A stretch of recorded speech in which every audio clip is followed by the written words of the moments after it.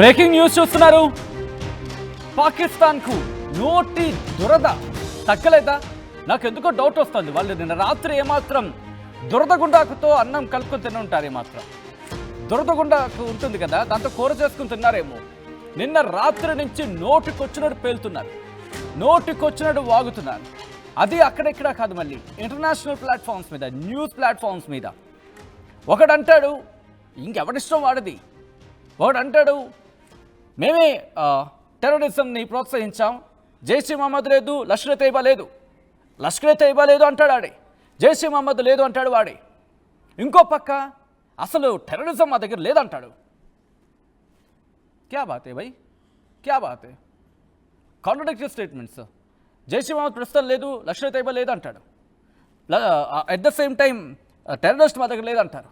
కానీ 30 ఏళ్ళు పెంచి పోషించింది మేమే అంటాడు. మళ్ళీ ఏమంటే అమెరికా పేరు చెప్తాడు, వెస్ట్ పేరు చెప్తాడు. ఇప్పుడు ఇంకొక మాట నిన్న ఒక ప్లాట్ఫామ్లో అయ్యింది, ఈరోజు ఇంకొక ప్లాట్ఫామ్లో. దానికి సంబంధించిన బిగ్ బ్రేకింగ్ న్యూస్ చూస్తున్నారు. భారత్ కఠిన ఆంక్షలు విధిస్తూ ఉండడంతో ఉక్కిరి బిక్కిరి అయిపోతోంది పాకిస్తాన్. మేకపోతు గాంభీర్యాన్ని ప్రదర్శిస్తోంది. చేసిన తప్పుకి క్షమాపణ కోరాల్సింది బదులు చేసిన తప్పు కప్పుపుచ్చుకునే ప్రయత్నము, లేకపోతే దానికి కరెక్ట్గా సమాధానం చెప్పుకోలేకు ఇంటర్నేషనల్ మీడియాలో చెత్తవాగుడు వాగుతోంది. చెత్తవాగుడు, బహుశా చెత్తవాగుడు అంటే చెత్త కూడా కాస్త ఇబ్బంది పడుతుందేమో, అంతకన్నా దారుణమైన మాటలు మాట్లాడుతున్నారు వీళ్ళు. భారత్ను ఎదుర్కోలేక అణుబాంబుల పేరు తెర మీద తీసుకురావడం జరుగుతోంది. ఇది అసలు విషయం. భారత్ను ఎదుర్కోలేక అణుబాంబులను తెర మీద తీసుకొస్తోంది పాకిస్తాన్. యుద్ధంపై పాక్ రక్షణ శాఖ మంత్రి ఖ్వాజా ఆసిఫ్ ఆసక్తికర కామెంట్స్ చేశారు. యుద్ధం అణుబాంబుల దాడికి దారి తీస్తుందంటూ, ఒకవేళ యుద్ధం ప్రారంభమైతే అణుబాంబులకు, న్యూక్లియర్ వార్కి దారి తీస్తుందంటూ కామెంట్స్ చేస్తున్నారు ఆయన. ఎందుకంటే వాళ్ళ దగ్గర ఉన్నవి న్యూక్లియర్ బాంబ్స్ అని చెప్పి. పాకిస్తాన్ దగ్గర ఏకంగా 170 అణుబాంబులు ఉన్నాయి. ఇక భారత్ దగ్గర దాదాపు 170 నుంచి 180 అనే మాట వినిపిస్తోంది. ఇక్కడ అఫీషియల్ కన్ఫర్మేషన్స్, ఎందుకంటే ఇలాంటి వాటి విషయాలు బయటపడవు. ఈ నేపథ్యంలో ప్రస్తుతం చెత్తవాగుడు వాగుతోంది పాకిస్తాన్. చేసిందే తప్పు, క్షమాపణ కోరాల్సింది బదులు అంతర్జాతీయ సమాజం ముందు జరిగిందేదో జరిగిపోయిందనే మాట కూడా లేదు కనీసం. ఎస్, మా తప్పు ఉందని ఒప్పుకోదు. అఫ్కోర్స్ తప్పు చేసినవాడు ఎప్పుడు ఒప్పుకోడు, అందులో పాకిస్తాన్ అసలు ఒప్పుకోదు. ఎందుకంటే రెండు మాటలు. If Pakistan listens to these words, answer the questions of just 2 questions. The first question will be, మొదటి క్వశ్చన్ ఒకటే, లష్కర్ ఏ తైబా, జైష్ ఏ మహమ్మద్ మీ దగ్గర ఉన్నాయా లేదా? Both Jaish e Mohammed and Lashkar e Taiba are still existing in Pakistan not? First clarity మనకు పాకిస్తాన్ నుంచి కావాలి. రెండోది, వాళ్ళ అఫ్కోర్స్ దానికి లేదని అంటాడు, కానీ మాట్లాడుతున్న సంబంధం హఫీజ్ సయీద్ ఎవడు, ఎక్కడున్నాడు, ఎందుకు అలా మాట్లాడుతున్నాడు, ఎందుకలా పెట్రెగిపోతున్నాడు? ఉండు ఒక 2 రోజులు ఆగు, నీకు సమాధానం వస్తుంది. పెచ్చవాగుడు వాగుతున్నాడు, వస్తుంది నీకు సమాధానం వస్తుంది. దగ్గరలో ఉండు. ఇక్కడి నుంచి తప్పించుకుని పోయావు కదా, నీ దగ్గరికి వస్తుంది. మీ ఊర్లోనే నీకు రెడీ చేస్తారు మొత్తం అంతా. మా వాళ్ళు ఇక్కడి నుంచి నీకు అక్షింతలు వేస్తారు, సఫా నువ్వు. ఇక ఈయన రక్షణ శాఖ మంత్రి ఖ్వాజా, ఈయనైతే ఇంకా నిన్నటి నుంచి ఆయన ఇష్టం, ఆయన నోటికొచ్చినట్టు మాట్లాడుతున్నాడు. ఈరోజు ఒకవేళ యుద్ధం ఇక్కడితో ఆగకపోతే అణుయుద్ధానికి దారి తీస్తుందంట. అంత సరదాగా ఉన్నట్టుంది ఈయనకి అణుయుద్ధం అంటే. చేసిందే తప్పు, ప్రపంచ దేశాలని భారత్ వైపు ఉన్నాయి. అరే నువ్వు చేసిన తప్పురా నాయన అంటే ప్రపంచ దేశాలకు తెలుస్తుంది తప్ప పాకిస్తాన్ అడిగి తెలియడం లేదు. అక్కడ వాళ్ళే తిడుతున్నారు, ఒరే బాబు కొంచెం ఒకసారి వెళ్ళి మీ వాళ్ళతో మాట్లాడంట్రా, మీ వాళ్ళు మిమ్మల్ని తిడుతున్నారు. ఎంత దారుణంగా తిడుతున్నారంటే, మీరు మీ రాజకీయ ప్రయోజనాల కోసం ప్రజల్ని బలి చేస్తున్నారు. మీ ఆర్మీ చీఫ్ ఏం మాట్లాడుతున్నాడు, అసలు ఏం మాట్లాడుతున్నారు? ఎప్పుడో విడిపోయారు, 70 ఏళ్ళ పై అయిపోయింది మీరు విడిపోయి. అయినా మీకు ఇంకా కెలుకుడు బుద్ధి, ఏదో కెలికియాలి, ఏదో కెలుకుడు బుద్ధితో ఏదో కెలికేసి మొత్తం అటు ఇటు చేసేసేయాలి. ఏ లాభం? ప్రస్తుతం దీనికి సంబంధించి యుద్ధం అంటూ వస్తే కనుక అణుయుద్ధానికి దారితీస్తుందని చెప్పి, ఎవరికి తెలియదు అణుయుద్ధానికి దారితీస్తుందని చెప్పి, ఒక రక్షణ శాఖ మంత్రి, నీ దేశానికి సంబంధించిన రక్షణ శాఖ మంత్రి, నీ దగ్గర నా దగ్గర ఉన్న బలం ఇది, ఒకవేళ భారత్ ఇది ప్రయోగిస్తే ఇది చేస్తాం, దారి తీయచ్చు, ఎవరికి తెలియదయ్యా దారి తీయదని. కానీ నీ బాధ్యతగా ఏం చేస్తావు నువ్వు చెప్పు. దారి తీస్తుందని తెలుసు అంటే నువ్వు అణు యుద్ధానికి దారి తీయాలనుకుంటున్నావా? ప్రపంచ వేదికల మీద ఏం చెప్పాలనుకుంటున్నావు? అసలే తినడానికి తిండి గింజలు లేని పరిస్థితుల్లో నీ దేశ ప్రజలను ఇంకా అగమ్యగోచరంగా మార్చేద్దాం అనుకుంటున్నావా? చెప్పు, సమాధానం చెప్పాల్సిందే Pakistan. You need to answer to your people, not to the Indians. In fact you should answer to your country. ఏం మాట్లాడుతున్నాడు ఆ పెద్ద ఆయన? బహుశా పెద్ద ఆయన అని వయసుకి గౌరవం ఇవ్వాలి తప్ప మనిషికి గౌరవం ఇవ్వాల్సిన అవసరం కనిపిస్తోందా నిజంగా?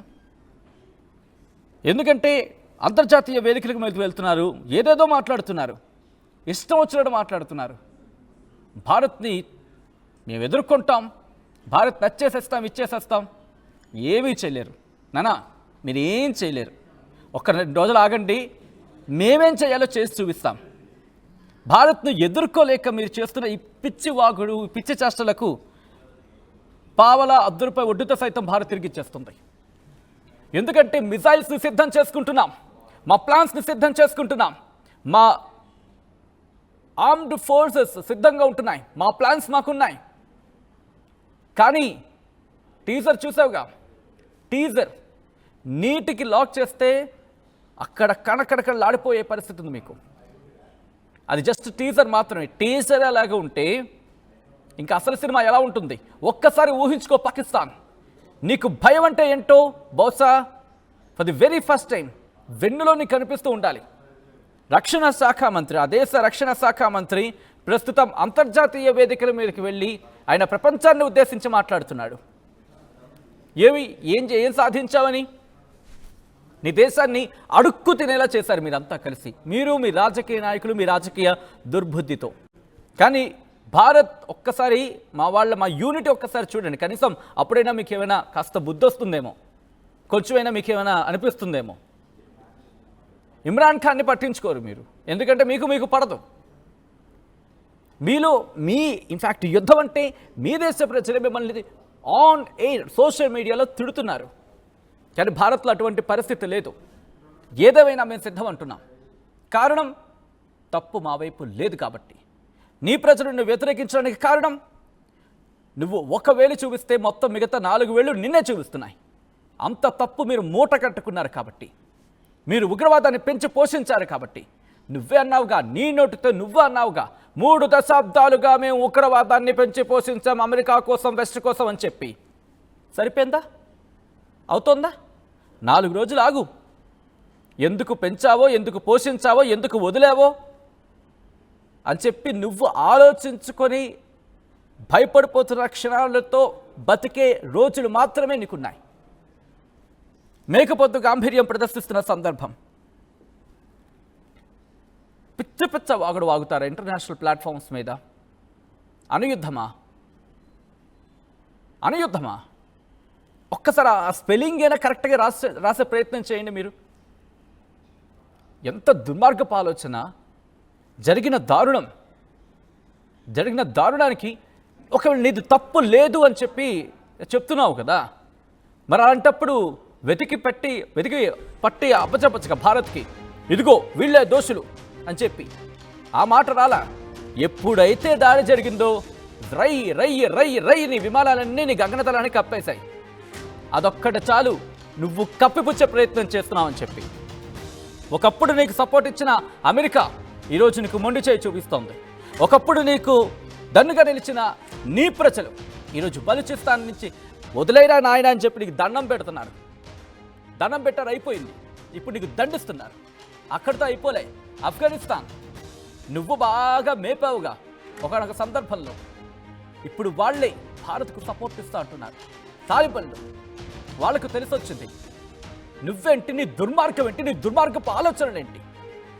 ప్రస్తుతం అక్కడ కూడా మిలిటెంట్లు ఏర్పడుతున్నారు నీ మీద దాడి చేయడానికి అనేది సోషల్ మీడియా వేదిక పెద్ద ఎత్తున చర్చ జరుగుతోంది.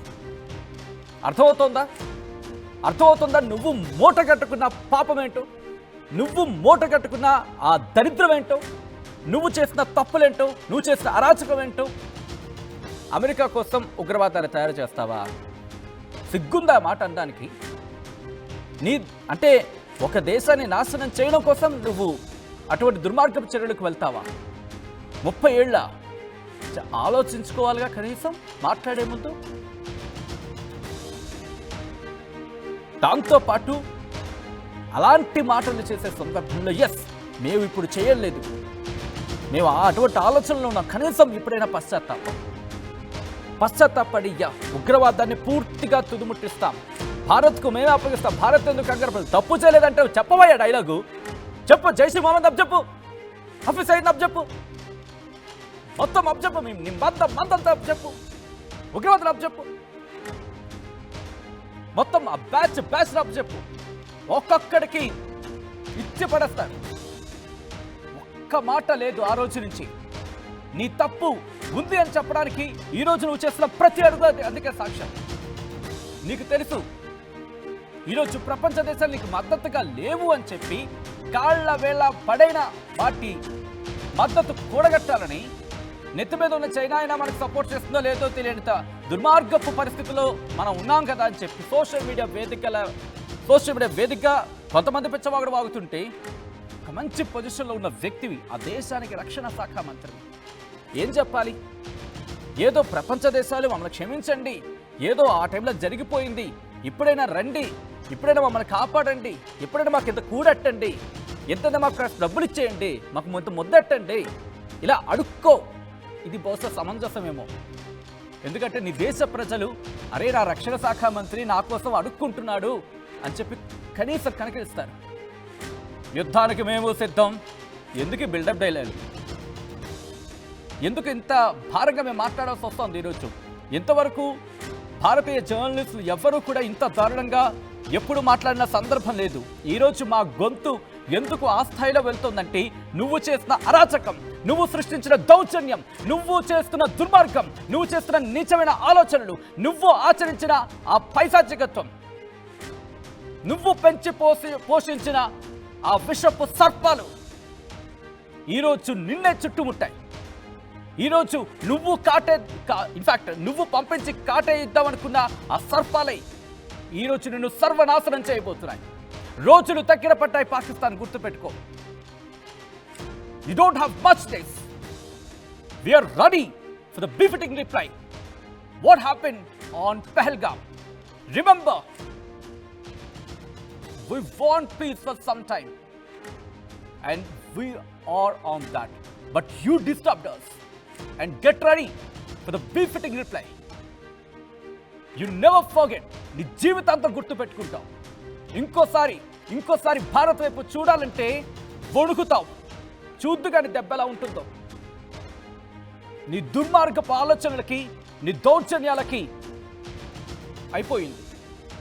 ఇంకో తిలోదకాలు ఇచ్చుకోవాల్సిందే నువ్వు. ఇంకా ఈ కథను మీరు కాస్త కలవరపరచచ్చు, కాస్త ఎమోషనల్ అయ్యాము మీకు అనిపిస్తే కనుక, ఎక్కడైనా మేము కాస్త ఏమైనా ఇబ్బందికరంగా మిమ్మల్ని మాట్లాడి అనిపిస్తే కనుక దయచేసి అర్థం చేసుకునే ప్రయత్నం చేయండి. మిమ్మల్ని ఇబ్బంది పెట్టాలనో, మిమ్మల్ని కంగారు పెట్టాలనో కాదు. ఎందుకంటే ఆ రోజు జరుగుతున్న వార్తలు కావచ్చు, వాళ్ళు చేస్తున్న పైశాచికత్వం కావచ్చు చూసిన తర్వాత మీకు ఎలా సలసల తాగిపోతుందో, అఫ్కోర్స్ ఇక్కడ కూర్చొని కాస్త ఆ మాటలను సముదాయించుకుంటూ మాట్లాడిన సందర్భంలో మాత్రం కాస్త ఆ రోజు జరిగిన ఘటన చూసినప్పుడు, చదివినప్పుడు మాకు కట్టలు ఎక్కించుకుంటూ కోపం. అక్కడి నుంచి వస్తున్న మాటలు, అక్కడి నుంచి పుడుతున్న మాటలు తప్ప మిమ్మల్ని ఎవరిని కలవరపరిచే ఉద్దేశం మాకు లేదు, ఉండదు. కానీ ఇటువంటి కథనాలు చూసినప్పుడు కాస్తంత కలవరపడే అవకాశం ఉంటుంది కాబట్టి దానికి సంబంధించి తగిన జాగ్రత్తలు తీసుకోవాలని సూచించడం జరుగుతోంది. పాకిస్తాన్ పిచ్చవాగుడు మాత్రం కంటిన్యూ అవుతోంది.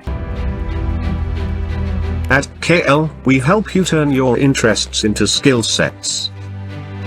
KL, deemed to be university.